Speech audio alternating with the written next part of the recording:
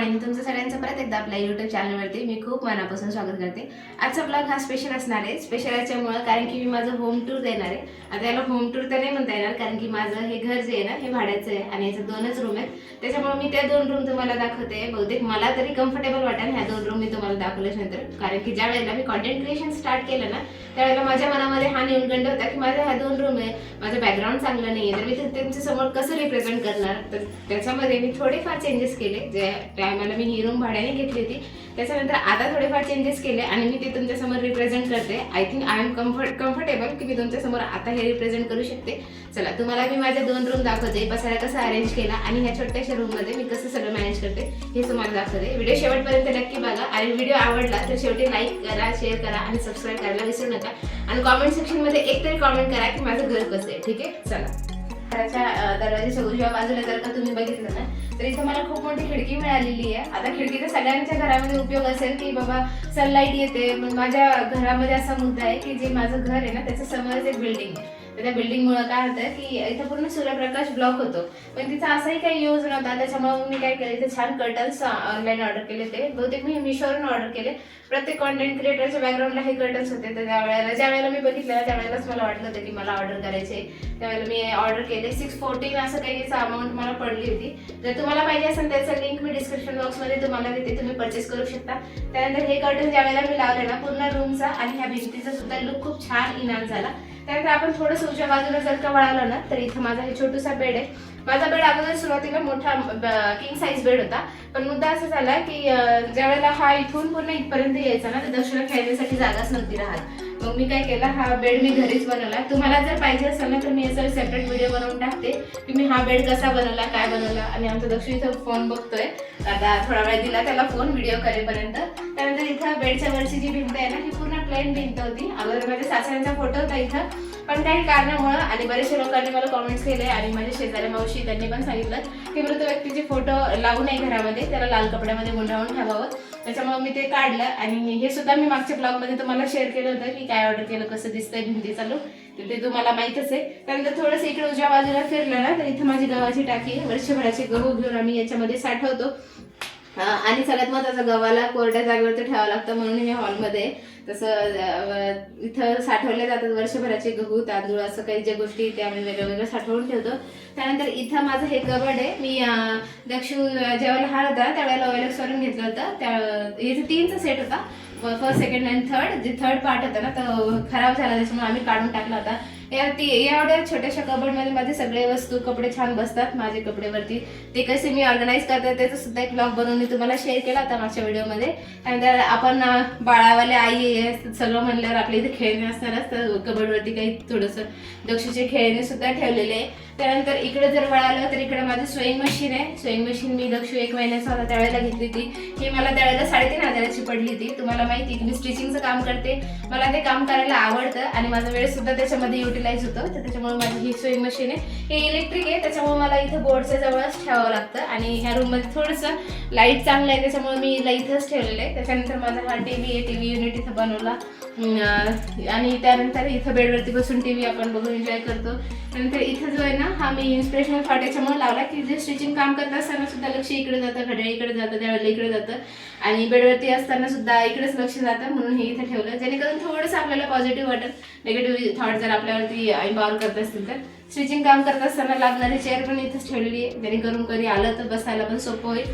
त्यानंतर आपण ह्या भिंतीकडे वळूया। ही पूर्ण भिंत खूप प्लेन आहे। अगोदर ह्या रूमचा कलर ना डार्क पिंक कलर होता, त्यावेळेला मग मी याला काय केलं, कलर करून घेतलं आणि थोडंसं लाईट केलं। कॉन्टेंट क्रिएशन ज्यावेळेला स्टार्ट केलं ना त्यावेळेलाच ह्या रूमला कलर केलं, कारण की ना हे लाईट कलरमुळे ना आपला कलर खूप छान असा व्हिडिओ क्वालिटी इम्प्रूव्ह झाल्यासारखी वाटते। आता हा कलर कसा वाटतो हे सुद्धा मी तुम्हाला विचारलं होते कॉमेंट्समध्ये, कळवा, त्याचे अपडेट्स सुद्धा शेअर केले होते। तुम्ही जर जुनं सबस्क्रायबर असेल तर तुम्हाला नक्कीच माहीत असेल की मी काय काय चेंजेस केलेले घरामध्ये। त्यानंतर ही पूर्ण भिंत आहे, याच्यामध्ये थोडेफार चेंजेस करणार आहे, याला पण डेकोरेट करणार आहे, कसं काय करणार आहे हे तुम्हाला पुढे अपडेटमध्ये शेअर करणारच आहे। त्यानंतर इथं आपलं स्वामी भक्तांचं सगळ्यांचं आवडीची गोष्ट म्हणणार आहे स्वामी यंत्र युनिट, हे दिवस रात्र चालू असतं।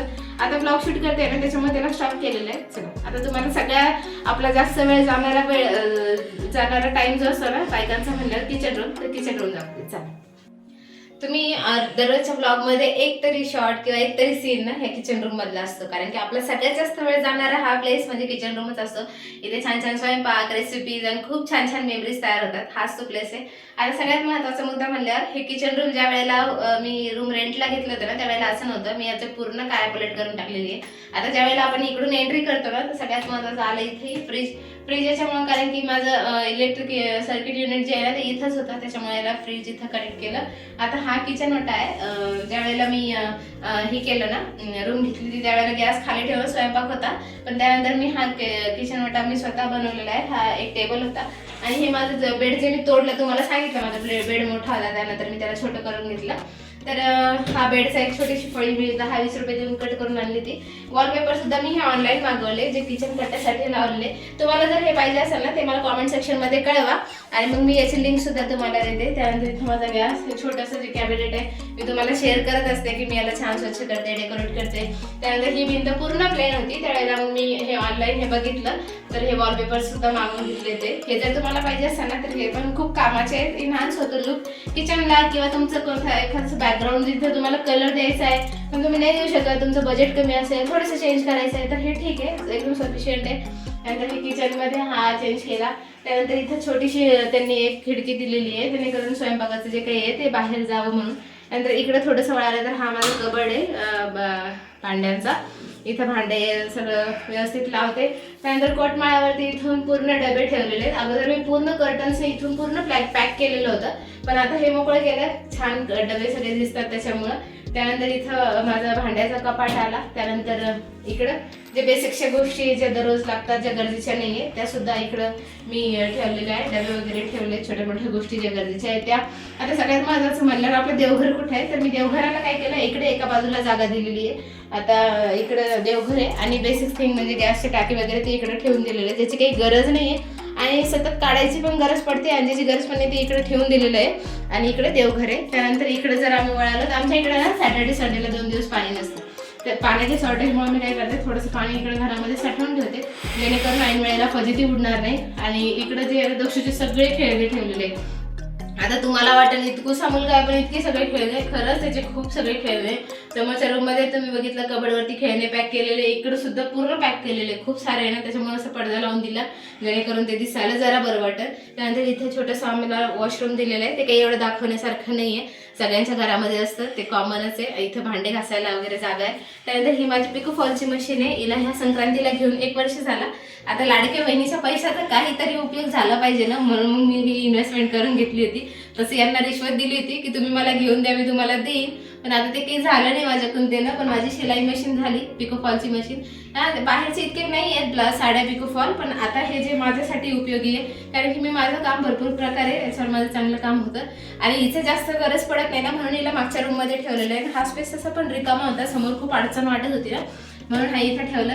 त्यानंतर तुम्ही माझे फेशियलचे आणि मेकअपचे काही व्हिडिओज बघतात, मला इतकं मेकअप जमत नाही पण छोट्या मोठ्या गोष्टी मी तुमच्यासोबत शेअर करते.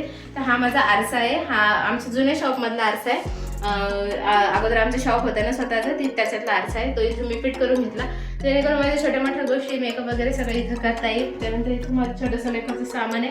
अशी ती आमची रूम. कसं वाटलं, व्हिडिओ आवडला असेल तर लाईक शेअर सबस्क्राईब नक्की करा आणि भेटू अशाच एका नवीन व्हिडिओमध्ये. आणि शेअर करायला विसरू नका, लाईक करायला विसरू नका आणि छोटे मोठे कॉमेंट्स करा यार, की तुमच्या कॉमेंटने मला मोटिवेट होईल आणि मी अजून चांगले इन्स्पिरेशनल आणि रिअल लाईफ व्हिडिओज तुमच्या समोर घेऊन येऊ शकेल. आणि हे असं छोटंसं घर आहे. मी कॉन्टेंट क्रिएशन ज्या वेळेला चालू केलं ना तर मनामध्ये नेऊन गंड होतं की यार माझं घर असं आहे, मी दाखवायला पाहिजे का नाही, कोणाला आवडेल का नाही. आणि हा विचार करूनच मी 4 वर्ष लोटत आले की बाबा मला करायचं आहे, पण नाही मी चांगलं रूम घेतल्यावर करेन, किंवा नाही मला करायचं आहे माझं घर डेव्हलप झाल्यावर करेन, स्वतःचं घर झाल्यावर करेन.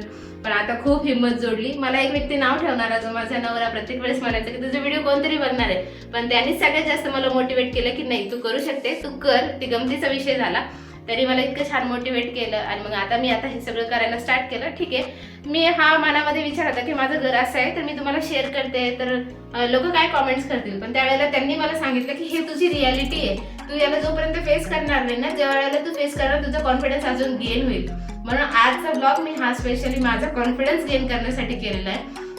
तर मी 30 डेज ब्लॉगिंग सिरीज बघितली, त्याच्यात मी कॉन्फिडन्स आणि माझी इम्प्रूव्हमेंट व्हावी हा माझा मेन एजेंडा होता. त्याच्यामधून कॉन्फिडन्स इम्प्रूव्ह झाला आणि आज मी माझं घर तुमच्यासमोर रिप्रेझेंट करते.